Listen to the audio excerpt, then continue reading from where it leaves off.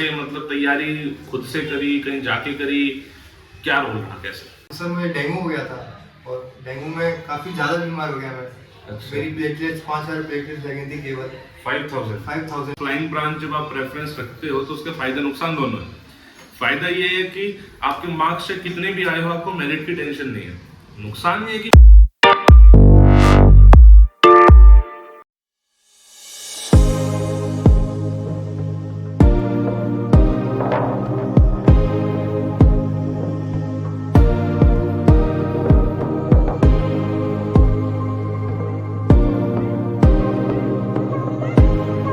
हाँ जी, तो क्या हाल है आपके? मैं सुमित कुमार एक बार फिर से आपका स्वागत करता हूँ फतेह के इस नए एपिसोड में। और आज हम आए हैं मथुरा। दिल्ली से मथुरा ज्यादा दूर तो नहीं। इस बार मथुरा के बच्चों ने बहुत जबरदस्त परफॉर्मेंसेस दी हैं। 4 लड़के इस बार मथुरा से रिकमेंड हुए हैं। तो मथुरा की मुझे नहीं पता रिकॉर्डिंग्स में मतलब एपिसोड्स में कब रिलीज हो गए हैं, बट सबसे पहले मथुरा से हम आए हैं अनमोल के घर। तो सबसे पहले तो Anmol, welcome on the Fateh series. Thank you sir. क्या फतेह के कुछ एपिसोड्स पहले देखे हैं आपने? हाँ सर, 1-2 एपिसोड देखे थे मैंने। चलो भाई, तो अब तुम भी फाइनली फतेह में आए हो तो वेलकम है। तो तुम्हारी जर्नी जानना चाहेंगे सबसे पहले तो। अनमोल, किस फैमिली बैकग्राउंड से आते हो एंड कब से एनडीए सोचा, कब तैयारी करने की सोची? सर मैं वैसे तो मिडिल क्लास फैमिली से ही हूँ और डिफेंस बैकग्राउंड है। मेरा मतलब बचपन से ही सपना था आर्मी में जाने का। तो धीरे धीरे ऑफिसर्स लाइन के बारे में पता लगा। एक बार हम मेरठ गए थे, एक बार शादी में फादर की कैप्टन मतलब यूनिट के कैप्टन की शादी थी। तो वहाँ जाके मैं उनकी मतलब लाइफस्टाइल से बहुत मतलब उनको देखा मैंने कि वो इतने यंग हैं और उनको मतलब इतने ओल्ड पीपल सैल्यूट कर रहे हैं और उनको रिस्पेक्ट कर रहे हैं। तो वहाँ से काफ़ी मोटिवेट हुआ मैं। फिर वहाँ से आया तो मुझे पता लगा कि हाँ ये मतलब कैसे कमीशन होते हैं ये लोग कैसे। फिर उसके अलग अलग एंट्रीज के बारे में पता लगा। फिर पता लगा 12th के बाद एनडी भी होता है। और लेकिन मेरा शौक फ्लाइंग का भी था सर, मुझे फ्लाइंग में भी जाना था। तो ये नहीं पता था कि एयरफोर्स में भी फ्लाइंग होती है। मुझे लगता था बस फ्लाइंग है, प्लेन है, वो सब है। फिर उसके बाद मुझे फाइटर जेट्स के बारे में पता लगा। फिर ये पता लगा कि ऑफिसर्स के साथ साथ फ्लाइंग हो सकती है एयरफोर्स में फ्लाइंग वाले। तो फिर धीरे धीरे करके सर हो मेरा मतलब 6-7 क्लास से मेरा एम था कि एनडी में जाना है। चलो जी, वो एम पूरा भी हो गया है कि लड़का रिकमेंड हो गया और फ्लाइंग ब्रांच के लिए रिकमेंड हो गया है। फ्लाइंग ब्रांच में सच बताऊं तो रिकमेंडेशन इतनी मुश्किल नहीं है। जो उसका मेडिकल प्रोसेस है that is actually more tough. Flying branch जब आप प्रेफरेंस रखते हो तो उसके फायदे नुकसान दोनों है। फायदा ये है कि आपके मार्क्स से कितने भी आए हो आपको मेरिट की टेंशन नहीं है। नुकसान ये है कि मेडिकल स्टैंडर्ड्स बहुत हाई हो जाते हैं, तो ये नुकसान भी है। लेकिन फिर जो मिल रहा है कि भाई लड़का पायलट बन रहा है एयरफोर्स में, दैट इज एक्चुअली मतलब समथिंग जो मतलब ना वर्थ इट है उस चीज के लिए। तो अनमोल को कांग्रेचुलेशन है कि भाई आप आर्म फोर्सेस में as pilot as flying officer basically serve करने जा रहे हैं उसको।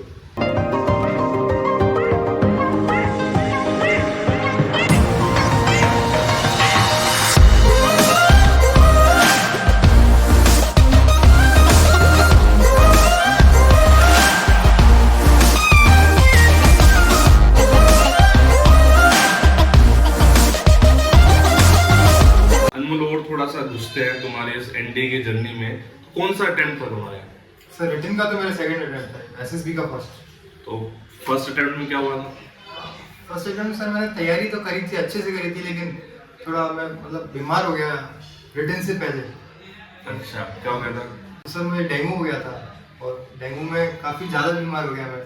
अच्छा। मेरी प्लेटलेट्स 5000 प्लेटलेट्स लगी थी केवल 5000 केवल। और उसके बाद फिर मैं आगरा एडमिट रहा, आईसीयू में एडमिट रहा मैं 5 से 6 दिन तक। फिर मतलब 10 से 12 दिन में नॉर्मल वार्ड में एडमिट रहा। इसके बाद जब फिर निकला तो मतलब 20-25 दिन रह गए थे केवल रिटर्न के। डॉक्टर ने कहा था कि कोई स्ट्रेस नहीं लेना, बिल्कुल रेस्ट करना है। फिर भी ठीक है, मैंने नहीं किया। फिर जब जैसे जैसे क्लोज आया तो फिर मैंने कहा कि अगले अटेम्प्ट ही ट्राई करूँगा। फिर इसको देख के आता हूँ, बस as a practice as a mock देख के आता हूँ उसे। इसकी मतलब मैंने तैयारी करी थी पूरी, वेल प्रिपेयर्ड था मैं। मतलब अगर बीमार नहीं होता तो उसको निकाल देता, लेकिन फिर बीमारी का ब्रेन वॉश हो गया। तो उसमें भी मैं मतलब 25 नंबर से रह गया था, बस 25 नंबर शॉर्ट थे कट ऑफ से जब मैंने मार्क्स देखा। उसके बाद फिर दूसरे अटेम्प्ट की मैंने फुल डिटर्मिनेशन और फुल हार्ड वर्क के साथ तैयारी करी, उसको निकाल दिया।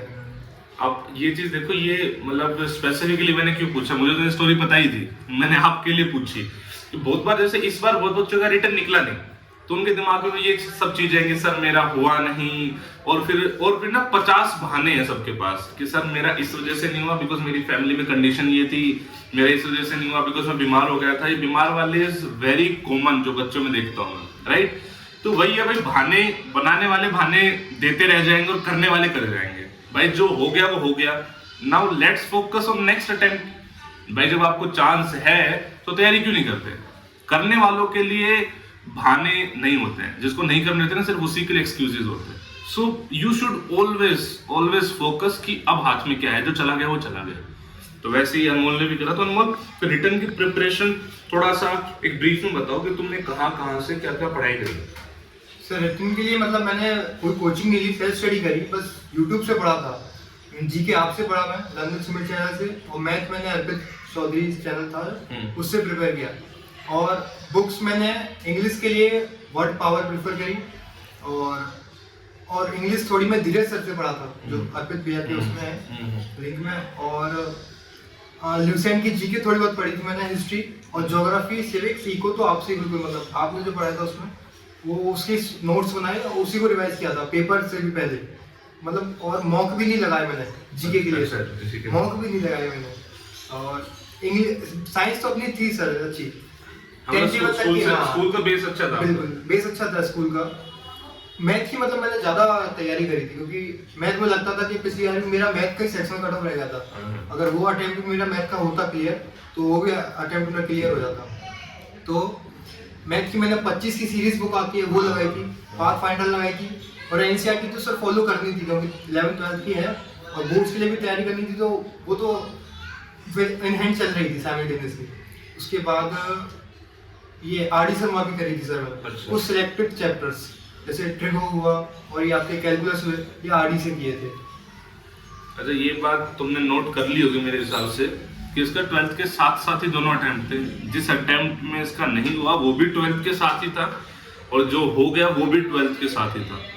एनडी का पेपर पहले हुआ था, सीबीएसई के बाद में हुए थे शायद ये वाले। नहीं पहले मेरा एनडी हुआ था, फिर हाँ भाई, मतलब तो दोनों ही तुम्हारे अटेम्प्ट बेसिकली 12th के साथ साथ हो गए। तो वही ना, जो बच्चा ये बोलता है कि सर 12th और एनडीए मैनेज नहीं हो रहा है, क्या करें? तो मैनेज कर तो रहे हैं बच्चे, और ये यूट्यूब से कर रहे हैं। ऐसा भी नहीं है कि कहीं जाके कर रहे हैं या कहीं पेड कोर्स लेके कर रहे हैं, यूट्यूब से बच्चा कर रहा है, तो करने वाले तो कर ही रहे हैं भाई, ठीक है। तो रिटर्न का उन्होंने बताया कौन कौन सी किताबें, जो बुक लिस्ट बताई एकदम परफेक्ट बताई है। मैंने खुद इंग्लिश के लिए बहुत बार बोल चुका हूं मैं कि वर्ड पावर मेडी से अच्छी कोई किताब नहीं है वोकैबुलरी के लिए। अच्छा, एक और थोड़ा सा रहता है कि सिंस आप नॉन मेडिकल साइंस से थे तो जीएस में बच्चों का इंटरेस्ट नहीं बनता है, तो तुमने कुछ अलग करा था या कैसे? कुछ जीएस में इंटरेस्ट कैसे बना? जीएस में से ज्योग्राफी में तो मतलब इनबिल्ट इंटरेस्ट रहता है बंदे का, उसको इतनी सारी इंटरेस्टिंग बातें पता पड़ती हैं। तो ज्योग्राफी में तो सर नो डाउट सबका इंटरेस्ट बन जाता है। हिस्ट्री एक रहता है बोरिंग, तो हिस्ट्री तो मैंने भी नहीं किया था सर। हिस्ट्री मैंने केवल मॉडर्न हिस्ट्री किया था, फ्रीडम मूवमेंट वाला बस। और सिविक्स भी अच्छा लगता है सर, उसमें अपनी कॉन्स्टिट्यूशन के बारे में पता लगता है, आर्टिकल पता लगते हैं, कहीं ये केस हो रहा है तो उसके ऊपर कौन सा एक्शन लगा जाएगा, कौन सा सेक्शन की धारा लगाई वो। और बस सर अपने आप इंटरेस्ट बन जाता है पढ़ते पढ़ते, और मतलब ट्विटर वो अच्छा है और पढ़ने वाला बच्चा वो तो भूल जाता है। चलो भाई, हमने मतलब मेरी टारगेट ये रहती है कि बच्चों का जीएस में इंटरेस्ट बना दूं, क्योंकि मैं खुद एक इंजीनियर हूँ, खुद नॉन मेडिकल साइंस से हूँ, पढ़ा रहा हूँ मैं जीएस। तो मेरा यही रहता है कि बच्चा बस इंटरेस्टिंग तरीके से उस चीज को पढ़ ले, अच्छे तरीके से पढ़ ले। चलो, सो ये तो होगी रिटर्न वाली चीजें। रिटर्न की अगर आप स्ट्रेटेजी देखोगे तो सिंपल एंड सॉर्टेड है, सेट ऑफ बुक्स है वही पढ़ी है और उन्हीं को अच्छे से पढ़ रहे हैं और चीजें सॉर्टेड है। कुछ और फिर भी आपको लगे तो आप कमेंट सेक्शन में पूछ सकते हो, आंसर दे देंगे मैं भी और अनमोल भी, ठीक है। और अब थोड़ा सा एसएसबी के बारे में, क्या कैसे मतलब तैयारी खुद से करी, कहीं जाके करी, क्या रोल रहा कैसे? एसएसबी के लिए सर ऐसे मैं बैंगलोर गया था, तो एसएसबी शॉर्ट अकेडमी, वहाँ 12 डेज का कोर्स था, वो करके आया। उससे पहले भी मैंने मतलब अपने फिजिकल पे तो अच्छे से ध्यान देना पड़ता है एसएसबी के लिए, फिजिकल होना चाहिए बंदे का अच्छा। उसके बाद स्पोकन इंग्लिश, कम्युनिकेशन स्किल्स।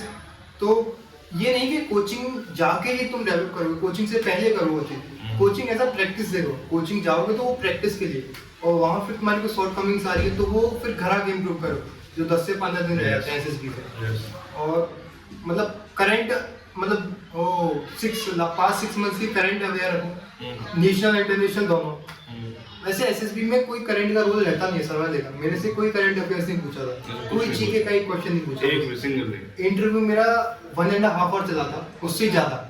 हाँ, उसमें मेरे से एक भी क्वेश्चन नहीं पूछा, मतलब जीके से रिलेटेड एक भी। अच्छा, मतलब तुम्हारा इंटरव्यू किस टाइप से फोकस था, मतलब किस चीज पे फोकस? पूरा मेरे ऊपर सर। तुम्हारे ऊपर? हाँ, मेरे पीआईक्यू में जैसे मैंने भरा था पूरा मेरे ऊपर। फिर फैमिली सिचुएशंस ऐसी थी, फिर उसको उन्होंने अंदर से निकाला, क्या किया उसमें, कैसे किया। फिर लॉकडाउन के बारे में पूछा, कैसे मतलब टाइम मैनेज किया, यही सब उन्होंने बताया ना कि मतलब मम्मी बीमार रही थी बहुत, मम्मी को सर कैंसर था स्टेज 3 का, तो वो पूरी डायग्नोसिस पूछी, उस टाइम में तुमने कैसे कवर किया, कैसे अकेले डील किया। फिर फादर भी बीमार हो गए थे, फिर मैं भी बीमार हो गया, तो मतलब वही उन्होंने पूरा खींच मारा था, उसी में से मैंने फिर देखा।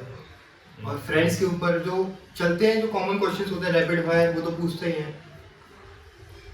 अब देखो, मैं ना करूँ, अब बहाने बनाने वालों की बात कर रहा हूँ मैं। फैमिली में जो सिचुएशन ऐसी हो जाए और फिर बच्चा यहाँ तक पहुँच रहा है, तो आप देख लो कि आपको कैसे काम करना है। अभी मदर की हेल्थ ठीक है? हाँ, अब तो सर बिल्कुल आगे नेगेटिव रिपोर्ट है। अच्छा, नेगेटिव रिपोर्ट आ चुकी है। और ये भी सर मेरा मतलब जब एनडीए चल रहा था, जब तक चल रहा था, जब तक मम्मी का डायग्नोसिस चल रहा था, तो उसके बीच में ही मैंने तैयारी करी इसकी एनडीए की, और बोर्ड्स भी उसी के बीच में मैंने किया।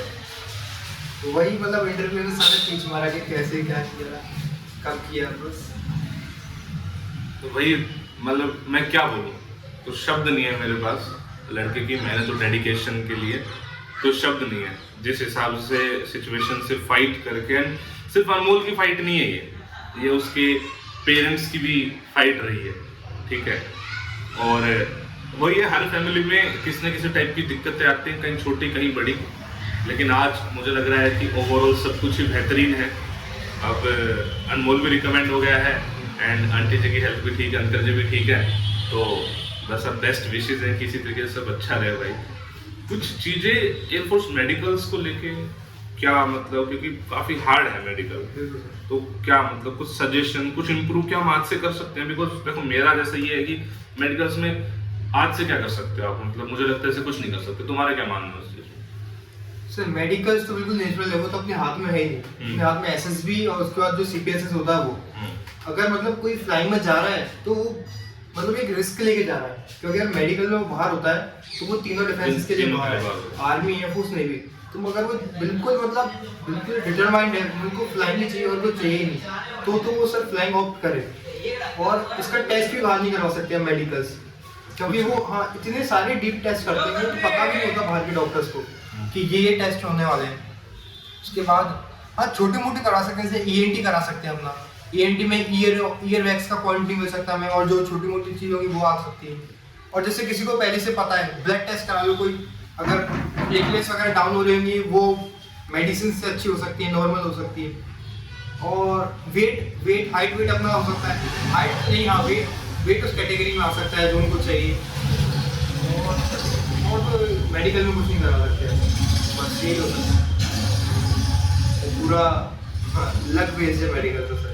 देखो मेरा भी यही कहना होता है, जो तुम्हारे हाथ में है ना उस पर काम करो। तुम्हारा हाथ में आज के लिए, जैसे ये मैं इसलिए पूछ रहा हूँ क्योंकि बच्चा ना स्टार्टिंग से मेडिकल की टेंशन लेने लग जाता है, तो मैं कह रहा हूँ भाई स्टेप वाइज चलो ना, पहले रिटर्न निकालो, फिर रिकमेंड हो, उसके बाद करो। जो चीज़ें तुम्हारे हाथ में नहीं उस पर काम मत करो, जो हाथ में है उस पर काम करो, ठीक है।